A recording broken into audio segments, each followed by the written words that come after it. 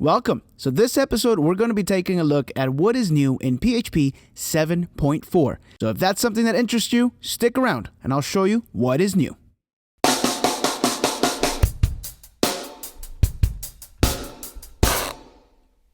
With the official release of PHP 7.4, it brings some good improvements and some new features that we've been asking for. If you haven't been keeping up with PHP in the last couple of years, it has done a complete 180. We are now getting scheduled updates and upgrades to the actual language, and everything has been running very, very smooth. So let me show you what I've got set up for us to work in. In my editor right now, I've got a fresh vanilla PHP project. The only thing I did was set up Composer and set up some auto loading. If you check this out right here, all I have again is just a vanilla PHP project. And now here's one thing, one very, very, very important thing for you to know. If you're going to be using any of the features that I'm going to show you in this episode, then this section here is probably the most important thing you need to do. In order for any of these to work, none of them are backwards compatible. Let's start off with that. In order for them to work, you need to make sure that your servers are running 7.4 and not just your local environment. Otherwise, when your projects get deployed, everything's going to blow up. So make sure that you set the PHP to 7.4. And again, this is if you're going to be using any of these new features. Now, the rollout of new PHP versions has been way faster than it has ever been before. So I do anticipate a lot of servers being able to upgrade to 7.4 almost immediately. There aren't any breaking changes for most folks. The next thing I did was just set up auto loading for my project, just PSR4 stuff. If you're familiar with my channel, you know I talk a lot about Laravel, so this is done for you, but this is how you would do it in a vanilla PHP project. I've got an index.php method. The only thing I'm doing here is making sure that I require the autoload file that my composer is doing, and right now I'm just newing up my class. My class is a completely empty class. And then if we switch over into my browser, I've got a cool setup right here for you guys. On the left-hand side, we'll be looking at PHP 7.3.12, and over here on the right-hand side, we'll have 7.4. So we'll be able to see what happens on both versions of PHP, and you can see how the changes have been made. All right, enough of this talking stuff. Let's get down to the very first improvement. And the first one is, you may not even know this, but in your magic method of toString, you couldn't throw an exception before. So if we were to have an underscore toString method, this is what gets called if you try to echo out a class. So I'm just going to return a cool string here. And what I'm going to do in my index is, instead of just newing up this class, let's go ahead and echo out my new class. All right, in 7.3, cool string. In 7.4, cool string.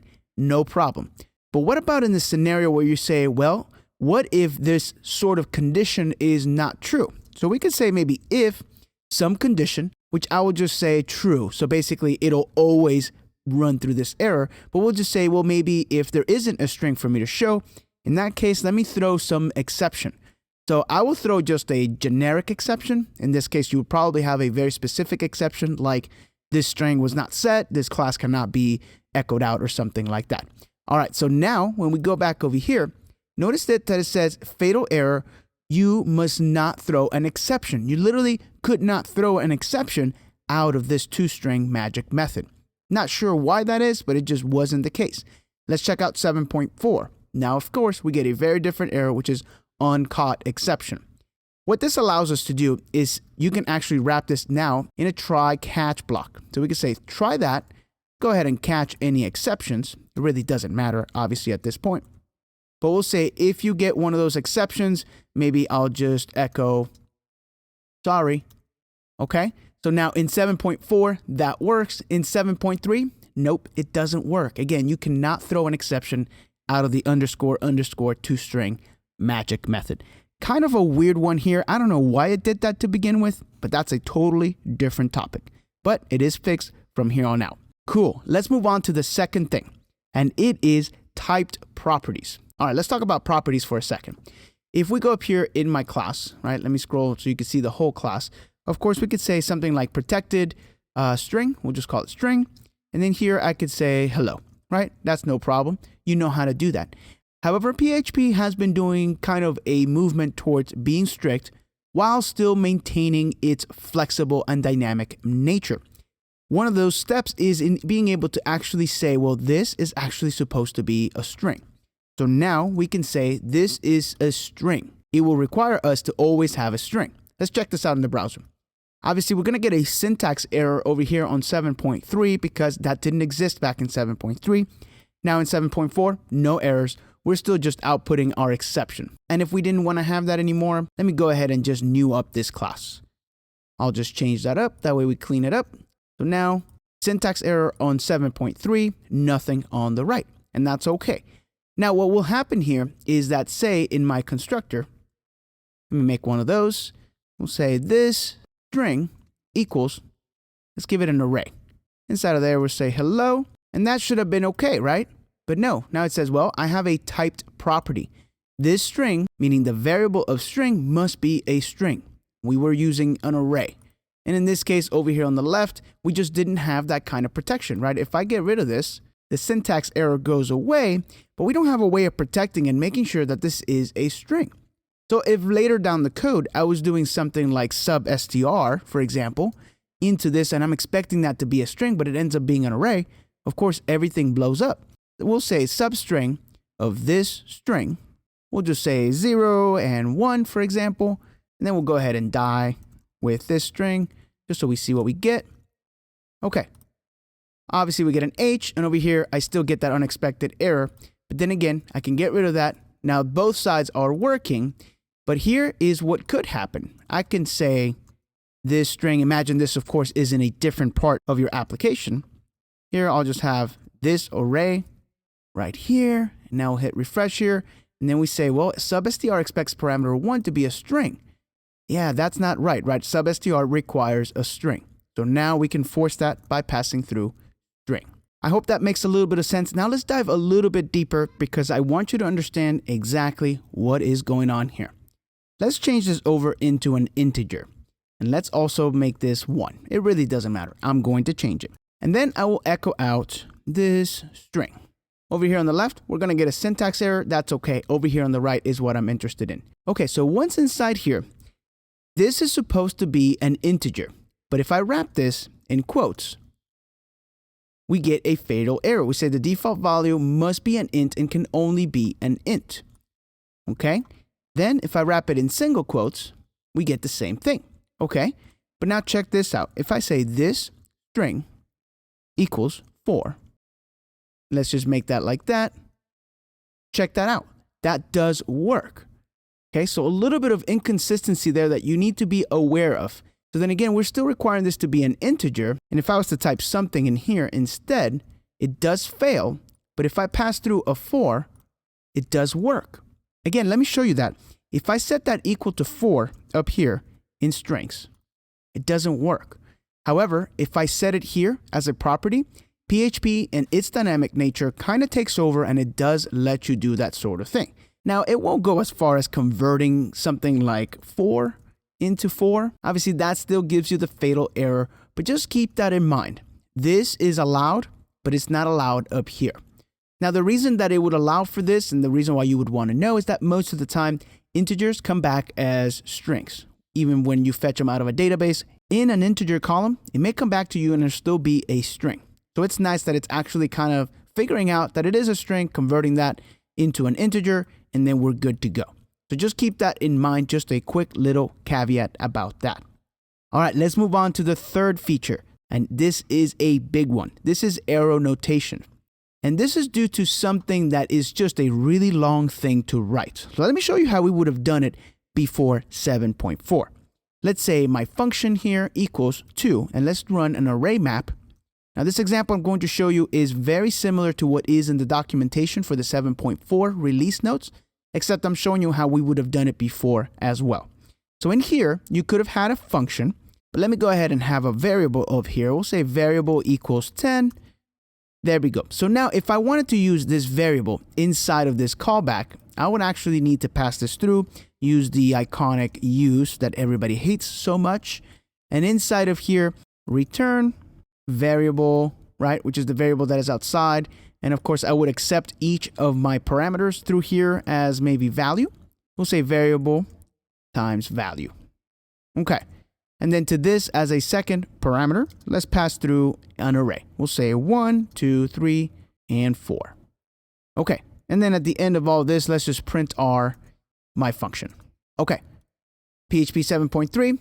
Oops, let me fix that. Let me get rid of this string here altogether so we can get 7.3 to work. And it still says we have an unexpected 1, line 13. Let's see what's going on here. Ah, yeah, I'm sure you saw that. Of course, that needs to be back here. There we go. And in 7.4, all right, so we are good to go. So we are getting our array and we're mapping, and every single value is being multiplied by my variable that's outside, in this case 10, right? So 1 becomes 10, and then 2 becomes 20, and so on and so forth. All right, so this works in 7.3 and 7.4. However, check out how much code we have here. We even have to use variable because it is outside of the callback. So here's the improvement for 7.4. Go ahead and make a comment here of PHP less than or equal to maybe 7.3. There we go. All right, so let me comment this out, and now let's do a new example here, which is going to be PHP 7.4. All right, so we're going to actually do this in one single line. Check this out. My function, I will still call array map. And then inside of here, I can use this new notation that you don't know about. It's going to be fn, and then inside of here is going to be value, right? So this is comparable to function value. And then we're going to use something we've been using in JavaScript for a long time, which is just the fat arrow function.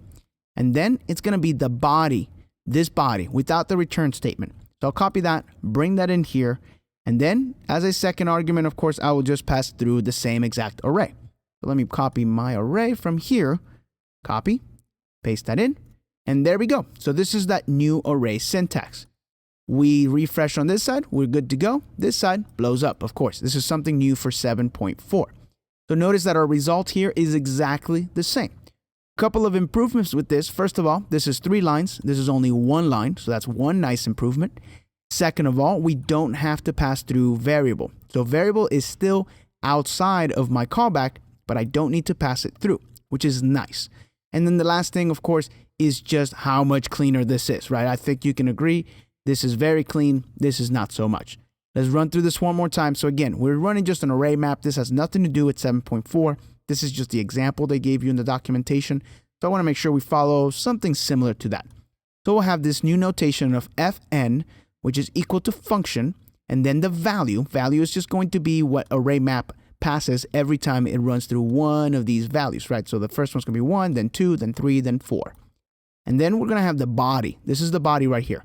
So before we used to return the body, now we're just simply going to town on it. And then as a second argument, of course, we are passing through. So there we go. We can convert these 3 lines into this. Just another one of those improvements. Next thing I want to move on to is arrays. There's been a couple of changes to arrays. Let me clean all of this up. We can even clean this up as well. Let's start over from scratch. And we're going to be talking about changes that have been made to arrays. The first one is the null coalescence assignment operator. Now, this is something that just allows us to be able to assign an operator right on the fly. So check this out. Let's start with PHP 7.3, right? This would be an example that will work in both of these versions. If you had an array, let's actually make an array. Before I even get to this, let's make an array here. So we'll say we'll have an array, and this array will contain a couple of different things in it. Let's say we're going to have a name that'll be equal to Victor. And let's have another key here for title. And Victor is a teacher. How about that? Okay, so we've got that going on. Let's move on to 7.3. Let's say that we wanted to have a default value for one of these. This is what we're going to be talking about. Before, you would have said, okay, if it's not set, and let's just say array, and the key is going to be email. So if my email is not set, then I need to set that. So I'll say array at email equals victor@coderstape.com, right? Now, email will always be set, but only if it's not set, right? So in this case, let's go ahead and print our array. Okay, go back here. Yep, and it works in both versions. Now, if my email is set, another email.com, it uses another email, right? Nothing new here. What's new is the way that we're going to be doing it starting in PHP 7.4. So let's go over here and let's make a new one here for PHP 7.4. So in PHP 7.4, we're going to be able to do the following. In a single line, we can say email. It's going to be question mark equals. And in this case, I can say victor@coderstape.com. Okay. PHP 7.4, we are good. We're going to get a syntax error over here. Now, if I get rid of this email column, yep, that still works. Of course, this side, we're going to get a syntax error. It doesn't exist. Even PHP Storm, even though they said they have full 7.4 support, that is not true. This is the latest version of PHP Storm right now. We're in 2019.3, which is supposed to have full support. But nope, it doesn't. It doesn't actually recognize this. But there you go. That's going to be the difference. Let me uncomment this so it's a little bit easier to see. So this is what we would have had to do before, and this is what we can do starting in 7.4. Pretty cool. Now, one of the nicest features that I was the most excited about is this next thing we're going to be talking about, and it's called unpacking inside an array. I know, it sounds complicated. It's actually quite simple to understand, and you may even know about it already if you've been using JavaScript. Let's say that we have an array here of fruits. The first fruit will be apple. The second one will be bananas. And then if we had to merge this array with another array that was maybe called all fruits, in 7.3, let me put that down here, PHP 7.3, we used array merge. And then we would have said something like, okay, well, I have an array that maybe has orange. I'll just do an inline array, and I can merge that with fruits. And then at the end of this, we'll just print R, all fruits. Okay, nothing new here, right? So now we've got an array. It's got oranges, it's got apples, and it's got bananas. In 7.4, we get a new way of doing this, and it is the following. So we'll say PHP 7.4, all fruits equals, we'll have an array, which will be orange, right? Exactly the same thing. But then we can use 3 dots, 1, 2, 3, and then we can pass through another array. So in this case, fruits. Okay? Check that out. So of course we get an error on this side, and on this side, we're good to go. Now, I was really excited about this feature. However, it was not implemented how I thought that it should have been implemented, and there are some small caveats to this. And they are the following. Let me work up another example here.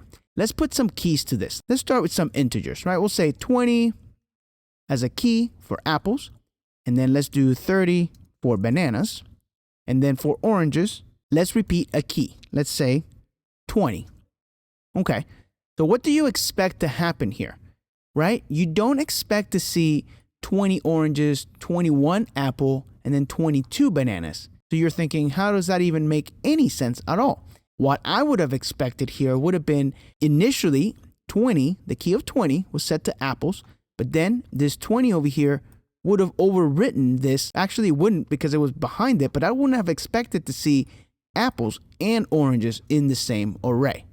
And I do. I have apples, I have oranges here. So then it gets even trickier because if I said, okay, well, this is key 1, and this is going to be key 2, and this one will repeat key 1, what do you expect to happen now? Well, it doesn't even work. It doesn't work with string keys. You can't do it. You can do it in the old-fashioned way with array merge. We could say oranges. We can say that's key 1, right? And this is something that I do in my code all the time, especially with requests. And so there we go. See, this works in both versions, and notice that key 1 is apple and key 2 is bananas. There's no references to orange at all because of the order.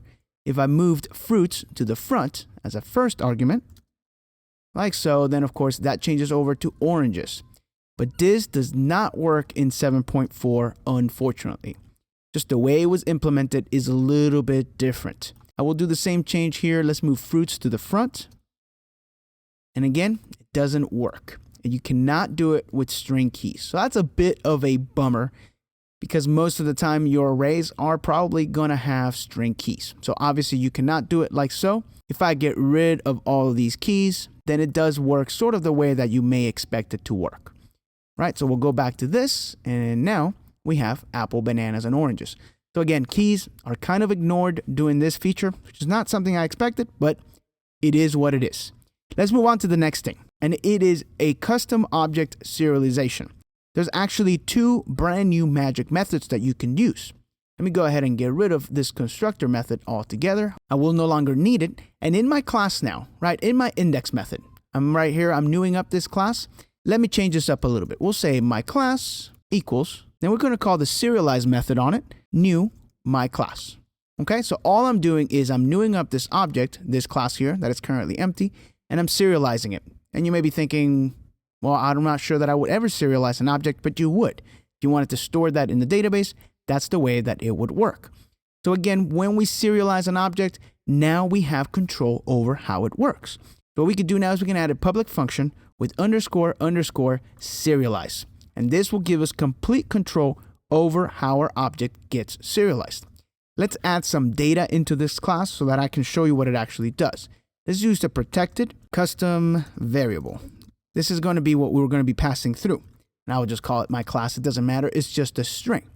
So when my object gets serialized, all I need to do here is return an array. So in my array, I can say, okay, well, I've got this custom element is what I will name the key. And this is equal to this custom variable. Okay, so now when we refresh this page, whoops, I need to actually echo out my class. We can see something. Otherwise, you can't see anything. There we go.